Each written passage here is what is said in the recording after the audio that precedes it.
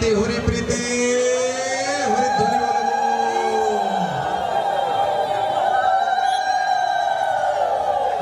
মুর্শিদপুর মাসিক হরিসভার আয়োজনে আজকের জলিলপাড়ে আয়োজিত এই হরিসভার আমার পর্বত শ্রদ্ধেয় সভাপতি উপস্থিত মঞ্চে শ্রীধাম ঠাকুরবাড়ি থেকে আগত ষষ্ঠ পুরুষোত্তম শ্রী পদ্মনাভ ঠাকুরের করকমলে আমার ভক্তি অর্ঘ্য নিবেদন করে এই সভায় যারা উপস্থিত হয়েছেন প্রধান অতিথি থেকে মান্যবর অতিথিবৃন্দ, সামনে সমবেত সুধী সজ্জন, আমি সর্বাগ্রে হিন্দু, মুসলিম, বৌদ্ধ, খ্রিস্টান, কামার, কুমার, মুচি, মেথর সমস্ত ধরনের ভেদাভেদ ভুলে মানবতাবাদী মানুষের পক্ষ থেকে আপনাদের সবার চরণ কমলে পৌঁছে দিলাম আমার হৃদয়ের রথের সারথী ভগবান হরিচাঁদ গুরুচাঁদ জ্ঞানের সভক্তি প্রণতি। এখানে একটু পরের থেকেই কীর্তন আরম্ভ হবে। আমাদের কথা ছিল 3টে পর্যন্ত আলোচনা হবে, আলোচনা চলমান। এখানে আলোচনা করে গিয়েছেন ঢাকা থেকে আগত আমাদের কালীপদ বিধাতা, তন্ময় হয়ে শুনেছিলাম, যদিও সাউন্ডে কষ্ট হচ্ছিল বক্তব্য শুনতে, তারপরেও তার কথাগুলো এই নির্যাতিত নিপীড়িত মানুষের কথামালা হয়ে গিয়েছিল। এটি আপনারা কে কেমন ভাবে শুনেছেন আমি জানি না। আমি যখন শুনতেছিলাম মনে হয় আমার অন্তরাত্মা ঘিরে আমাকেই বলতেছিল, এসো ওড়াকান্দি, এসো ওড়াকান্দি, ওড়াকান্দি তোমার জন্যই প্রতীক্ষা করছে। আমি বিগত সময়ের যে বক্তব্যটুকুন শুনেছি, এই বক্তব্যের মধ্যে আমি যেতে চাই না। আমি আমার শ্রদ্ধেয় কালীপদ মৃধাদা একটি পয়েন্ট অফ ভিউতে কথা বলেছিলেন যে ওই ওড়াকান্দিতে কত না ফোটা ফুল ঝরে যায়, তোমরা আসো না বলে, কত পাখির কিচির মিচির ডাক থেমে যায়, তোমরা আসো না বলে। আমি এই জায়গা থেকে শুরু করতে চাই। আসবে না, এই কিচির মিচির টুকুনি থেকে যেতে পারে, অনন্ত না ফোটা ফুল ওই ঠাকুর বাড়িতে ঝরে যেতে পারে যদি না আমরা নির্যাতিত নিপীড়িত মানুষের পরমেশ্বর হরিচাঁদ আমাদের জন্য যে মুক্তির দিশা, যে মুক্তির বাণী এই পৃথিবীতে দিয়ে গিয়েছিলেন, সেইটির চর্চা আজ প্রবহমান দিক থেকে দিগান্তরে শুরু হয়েছে। কিন্তু উনি উঠে যাওয়ার পর উনি বলে গিয়েছেন, মম পুত্র গুরুচাঁদে করিব ভরণ, আমি গুরুচাঁদের মধ্যে থাকবো, তোমরা আমাকে গুরুচাঁদ ঠাকুরের মধ্যে দেখতে পাবা। আজকে অনেক বিদগ্ধ আলোচক সুধীজন অনেকে অনেক কথা বলেন, আমিও শুনি, আমিও বলতে চাই, কিন্তু বলতে গিয়ে কোথায় যেন আমিও আক্রুদ্ধ হয়ে যাই। আজকে এই সমাজের দিকে তাকে আমারও প্রায় 200 বছর আগে গুরুচাঁদ ঠাকুর যখন আরো 100-150 বছর আগে উঠে চলে গিয়েছেন, আমার তার কথা মনে পড়ে। এত বড় একটা মানবতা দর্শন যিনি দিয়ে গিয়েছিলেন, সেই মানব দর্শন প্রচার করতে গিয়ে আপনারা দেখবেন প্রত্যেকটা বারে, প্রত্যেকটা অবতারে, প্রত্যেকটা সংস্কার, যে সংস্কারগুলো ধর্মের করে যায়, 150-200 বছর অতিক্রান্ত হওয়ার পর ওখানে কিছু কুসংস্কার ঢুকেই যায়। আমার কাছে মনে হচ্ছে আজকে আমার রয়্যাল পরমেশ্বর হরিচাঁদ গুরুচাঁদ যে শান্তির বাণী, যে মানবতার দর্শন দিয়ে গিয়েছিলেন, বিশেষ করে আমার গুরুচাঁদ ঠাকুর বলে গিয়েছিলেন, খাও না, খাও বা না খাও তাতে দুঃখ নাই, ছেলে মেয়ে স্কুলে পাঠাও, এই আমি চাই। এত দর্শন, এত চিন্তা, এত চেতনা সমস্ত নির্যাস করে আমার গুরুচাঁদ ঠাকুর বললেন, 4টি সংস্কার করো। একটি অর্থনৈতিক সংস্কার, একটি সামাজিক সংস্কার, একটি রাজনৈতিক সংস্কার, আর একটি হলো শিক্ষা সংস্কার। আমার সমাজের এই নির্যাতিত নিপীড়িত মানুষের দিকে তাকিয়ে আজকে আমার কোনো কথা নেই। আমার কথা বলা তাদের জন্যই। আজকে আমরা যারা প্রধান অতিথি হয়ে বিজ্ঞ সমাজ, বিজ্ঞ শিক্ষিত সমাজ আমরা বসে থাকি, এই সমাজের দিকে আমার তাকিয়ে 2-1টি কথা আপনারা তাকিয়ে দেখুন। এখনো শ্রীধাম ওড়াকান্দিতে যারা ওঠে, এখনো যারা মতুয়ার ডঙ্কা কীর্তন নিয়ে দল বেঁধে রণবেড়ি বাদ্যবাদী আপনাদের সমাবেশে আসে, ওই মানুষগুলোর দিকে তাকিয়ে দেখেন, ওরা এখনো নেংটি পরা, ওরা এখনো 3.5 হাত কাপড় পরা, এখনো কিন্তু সেই নির্যাতিত মানুষের মধ্যে, ভাগ্যহারা মানুষের দলে। আমরা যারা গুরুচাঁদ ঠাকুরের সংস্কারের নামে শিক্ষা অর্জন করেছি, কথিত শিক্ষায় শিক্ষিত হয়েছি, আমার সংস্কার আজকে কতটুকু গিয়েছে এই জায়গায় আমার প্রশ্নবোধক চিহ্ন হয়ে দাঁড়িয়েছে। আমি তো সেই সমাজের, আমি তো সেই মতো ধর্ম দর্শনের যারা আমাকে দিয়ে গিয়েছে, আমি তাদের আদর্শ লালন পালন না করতে পারলে আমার শিক্ষা, আমার দীক্ষা, আমার সংস্কার সম্পূর্ণভাবে বৃথা হয়ে যায়, এটাই আমি মনে করি। আজকে আপনারা দেখেন 53 বছর অতিবাহিত হয়ে গেছে বাংলাদেশ, একটি দেশ বিনির্মাণ করেছি।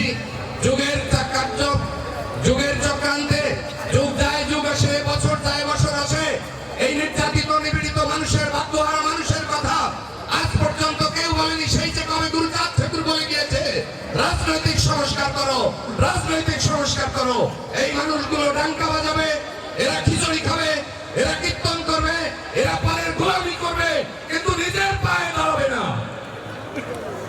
আজকের সময় এসেছে, এই সময় দাঁড়িয়ে আমি বিদুরকান্তি বিশ্বাস, এই যে তীর্থভূমিতে আমার কাছে এখানে বাক্সি মহোদয় যারা আছে, এরা আমার মাতুল গোষ্ঠী, এরা আমার প্রণম্য।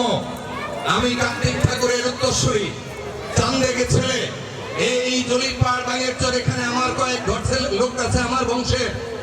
আমি আপনাদের কাছে শ্রীরাম ঠাকুর বাড়ি, শ্রী পদ্মনাভ ঠাকুরের নেতৃত্বে শ্রী শ্রী হরিগুরুচাঁদ মতুয়া মিশনের ছোট্ট একটি দায়িত্ব আমি নির্বাহ করি আন্তর্জাতিক প্রচার সম্পাদক হিসেবে। আপনাদের কাছে আমি একটি কথা আজকে আবেদন করে যেতে চাই, সেটি হলো যত সময় এই নির্যাতিত মানুষগুলো, এই নিপীড়িত মানুষগুলো গুরুচাঁদ ঠাকুরের 4টি সংস্কার সম্পূর্ণভাবে না করবে, তত সময় এই মতুয়ারা আমাদের শুধু ডাঙ্কা কীর্তন করতে হবে, হরি কীর্তন করতে হবে। মানুষের কল্যাণে কতটুকু আসবো আমরা জানি না। আজকে দেশের যে পরিস্থিতি আপনারা দেখুন, কেউ কথা বলে না, কেউ কথা বলতে চায় না। আমি আপনাদের কথা বলতে চাই। কেন বলতে চাই? আমি ছোট্ট একটা উপমা দিতে চাই। আপনারা দেখবেন এখানে অনেক বড় লোক ভাইয়েরা আছেন, আপনাদের বাড়িতে অনেকে চাকর থাকে। একটি মানুষ যদি একটি বাড়িতে দীর্ঘদিন চাকরামি করে, বছরের পর বছর যদি কোনো চাকর মালিকের বাড়ি চাকরামি করে, তাহলে ও স্বাধীন চিন্তা চেতনার কথা সে হারিয়ে যায়। নিজের অধিকার, নিজের বাক স্বাধীনতা, নিজের চিন্তা চেতনার কথা সে আর বলতে পারে না। ঠিক তেমনি এই নির্যাতিত নিপীড়িত মানুষগুলো আমরা বিভিন্ন সময়ে বিভিন্ন মানুষের বাড়িতে, বিভিন্ন ভাবে বিভিন্ন দলের বাড়িতে চাকর খাটতে খাটতে আমাদের নিজস্ব সক্রিয় স্বাধীনতা বলে আর কিছু নেই। কেন পারেন না? আমার গুরুচাঁদ ঠাকুর রাজনৈতিক সংস্কার করতে বলেছে।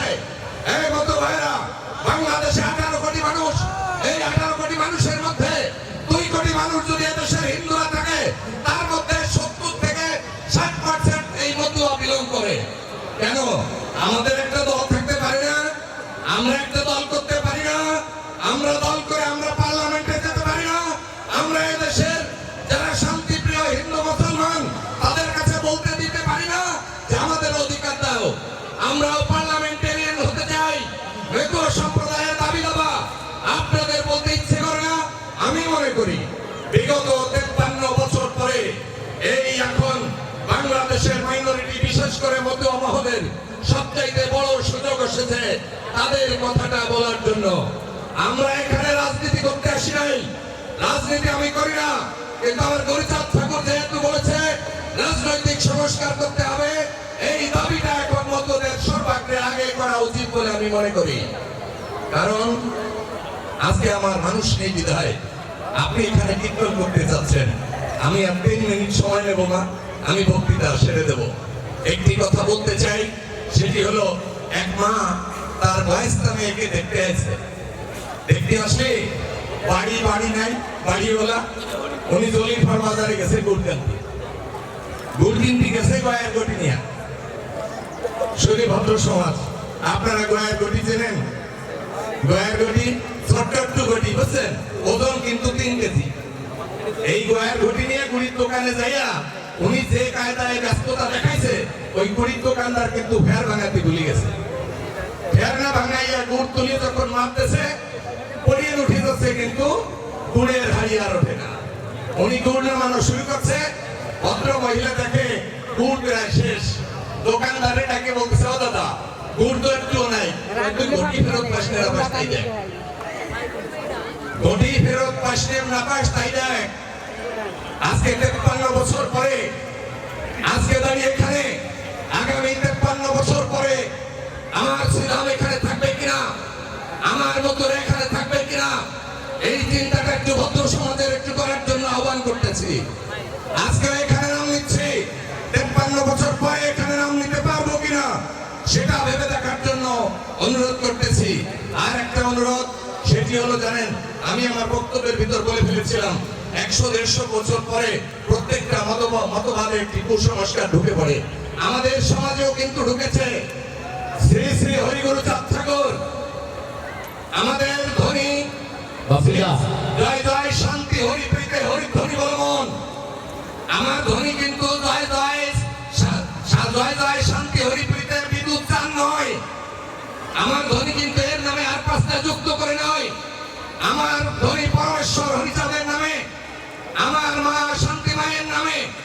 আজকে আপনারা দেখবেন বিভিন্ন জায়গায় বিভিন্ন ভাবে আজকে মতো মহলকে ভুল বোঝানো হচ্ছে। কেউ বুদ্ধবাদের দিকে, কেউ গুরুবাদের দিকে, কেউ এই ধামের দিকে সে ধামের দিকে। ধাম বলতে একটাই থাকে, যেখানে শ্রী বসবাস করে সেটাই শ্রীধাম হয়।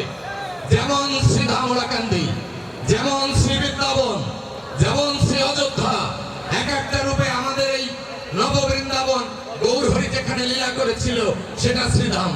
আমার বাড়ি শ্রীধাম হয়ে যেতে পারে না, আমার বাড়ি বিদ্যুৎ ধাম হতে পারে। আমরা দেখেছি যে তারক ধামের নাম তারক ধাম বলে, ঠিক না? এটা হতেই পারে, তারকের ধাম তারক ধাম, অশ্বিনীর ধাম অশ্বিনী ধাম, কিন্তু তারেক ধামের শ্রীধাম বলে তারককে অপমান করা যায় না। আপনারা কিন্তু সাবধান হন, মতুয়া সমাজের মানুষ, এদের প্রেম ভক্তিতে মাতাওয়ারা হয়ে যান আপনারা। এই প্রেম ভক্তির ছলনা নিয়ে কেউ কেউ আপনাদের কাছে এসে আমি দেখেছি মতবাদ একটার পর একটা প্রতিষ্ঠিত করতে যাচ্ছে। এইখান থেকে আমাদের বেরিয়ে আসতে হবে। যেখানে হরিগুরুচাঁদের ধ্বনি হবে ওখানে হরিগুরুচাঁদের ধ্বনি হবে। আপনার গুরুদেবের ধ্বনি আপনি সারাদিন দিয়ে বেড়ান, ওতে কিচ্ছু আসে যায় না আমার, কিন্তু হরিগুরুচাঁদের ধ্বনি হরিগুরুচাঁদের মতোই হতে হবে।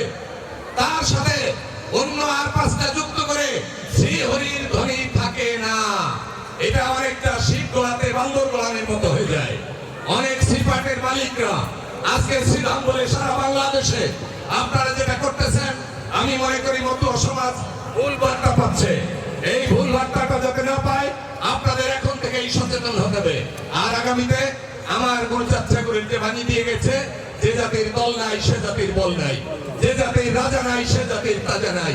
আমি আমার মতুয়া মহলে আগামী যতদিন পরে আসুক না কেন নির্বাচন, আমি আমার মতুয়া মহলে এমপি দেখতে চাই, আমি আমার মতুয়া মহলে মন্ত্রী দেখতে চাই, আমি মতুয়া মহলের একতাবদ্ধতা দেখতে চাই।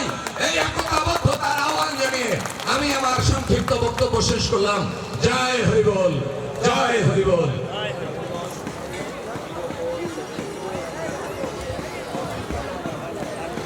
ধন্যবাদ।